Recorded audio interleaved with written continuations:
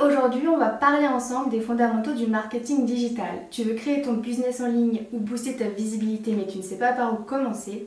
Eh bien, reste là, on va voir ensemble toutes les bases du marketing digital pour enfin pouvoir passer à l'action. Mais en premier lieu, qu'est-ce que le marketing digital? Tu vois ce mot-là partout, mais au fond, qu'est-ce que c'est vraiment? Eh bien, c'est l'ensemble des techniques utilisées pour promouvoir une marque ou un produit via les réseaux numériques. L'un des points principaux du marketing digital, c'est d'avoir une présence en ligne solide. Et ça passe par un site web qui soit clair, responsive et rapide. Pourquoi? Parce que si c'est une plateforme, un site web ou une plateforme si tu préfères, sur laquelle tu vends justement, tu commercialises tes produits, on peut avoir des informations sur toi. Donc il faut que ça soit clair parce qu'ils n'auront sans doute pas la chance, les clients, d'aller parler comme au magasin avec une vendeuse qui pourra les renseigner. Il faut qu'ils trouvent les informations rapidement, responsive, c'est-à-dire que la plateforme, ton site internet, etc., doit pouvoir s'adapter à tous les devices sur lesquels il sera lu ou vu. C'est-à-dire que tu utilises un téléphone, un ordinateur, une tablette ou j'en passe, ça doit pouvoir justement bien se présenter. Et rapide parce que si tu mets 3 heures à charger une page, évidemment, toi comme moi, on s'impatiente, surtout de nos jours, et on a tendance à partir. Donc pour faire ça, c'est simple, tu utilises des outils comme WordPress, Shopify, PrestaShop, et après évidemment, il y a l'outil de base et puis ce que tu en fais avec un template graphique, du contenu qui réfléchit, voilà, il y a pas mal de choses à faire. Le deuxième point, une fois que tu as une plateforme, un site web qui te correspond, clair, etc., comme on vient de le dire, c'est de maîtriser les réseaux sociaux pour justement faire ta publicité. Et chaque réseau social a son propre langage. Instagram fonctionne différemment que LinkedIn et que TikTok, c'est vraiment différent.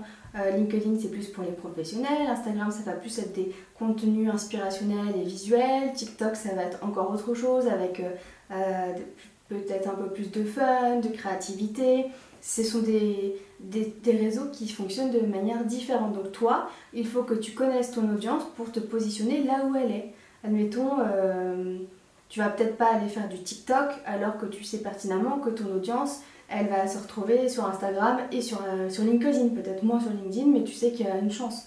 Donc il faut que tu puisses analyser justement ton audience. Tu peux aussi traquer d'où viennent les gens sur ton site internet pour savoir s'ils viennent d'un lien sur Google ou alors d'un réseau social. Donc voilà. Donc en premier, avoir une présence en ligne solide et en deux, maîtriser les réseaux sociaux. Jusque là, je pense que on est bon. Ça va, ça se comprend bien. En 3, c'est de développer ta base d'email. Effectivement, tu vas avoir besoin d'envoyer des informations comme des newsletters, des mails, je sais pas moi, bon anniversaire, vous avez du moins 10% sur la boutique en ligne, blablabla.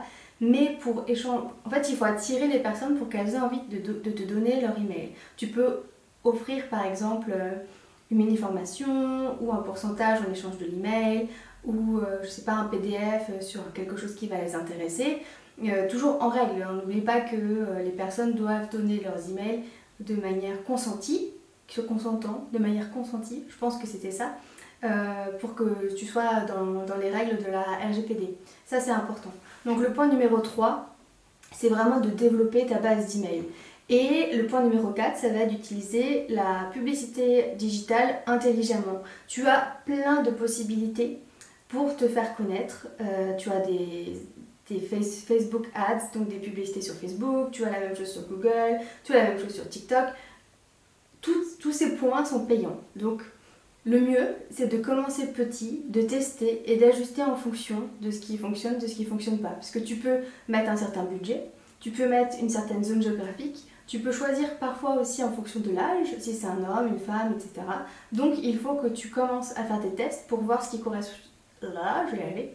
Donc il faut que tu fasses des tests pour voir ce qui correspond le mieux à ton audience. Et une fois que ça c'est bon, que tu as mis en place justement des publicités et que ça fonctionne, et bien le quatrième point, tu l'as déjà bien compris.